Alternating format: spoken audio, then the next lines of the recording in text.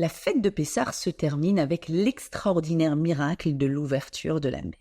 Vaya'aminu ba'Hashem ou b'Moshe Avdo, ils ont une confiance absolue en Hachem et en Moshe. À ce moment-là, nous expliquent les sages, les bénis Israël ont assisté littéralement à une mini-création du monde juste pour eux.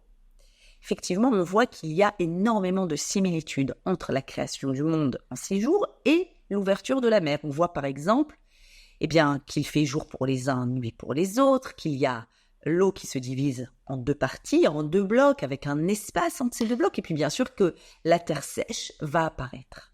Les bénis Israël viennent d'assister à la création du monde. Dieu leur a créé un espace collectif différent du reste du monde, une petite bulle de protection, de sécurité pour eux. On constate que le premier jour de Pessah également, il y a un ordre qui a été donné de créer un espace différent dans le monde, un espace qui n'est pas la continuité géographique du reste du monde. Rappelons-nous, Pessah a commencé avec l'ordre de marquer la frontière, la limite de la maison juive par le sang du Corban Pessah. C'est un espace différent, un espace cette fois-ci individuel, familial. Et oui, il semble que pour naître, le peuple d'Israël doit apprendre à marquer son territoire, son espace particulier.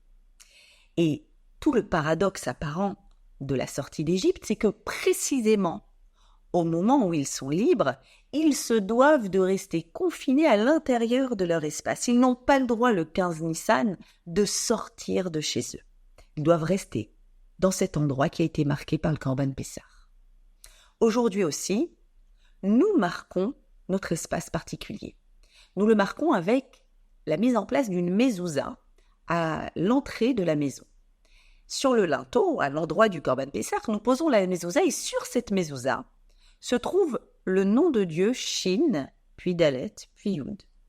C'est le nom de Dieu qu'on utilise pour exprimer une cessation d'expansion. Quand Dieu va arrêter l'expansion du monde, va poser une limite, une frontière, un daï. Le peuple d'Israël, quand il pose la mezouza à l'entrée de sa maison, doit également réfléchir à la différence de l'espace existant entre le domaine public et le domaine privé. Le domaine extérieur de sa maison relève de l'universalisme. Le domaine intérieur relève de la particularité.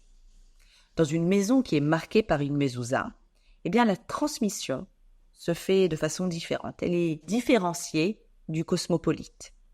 C'est un endroit où l'on transmet sous la marque de la particularité, de la singularité.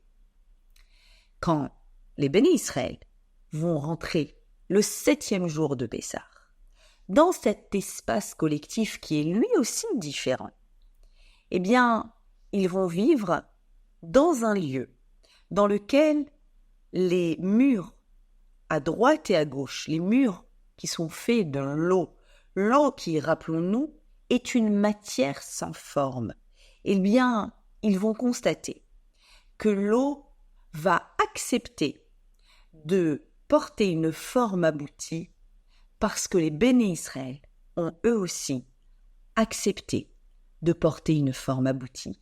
Et donc, l'eau va se fixer en muraille protectrice.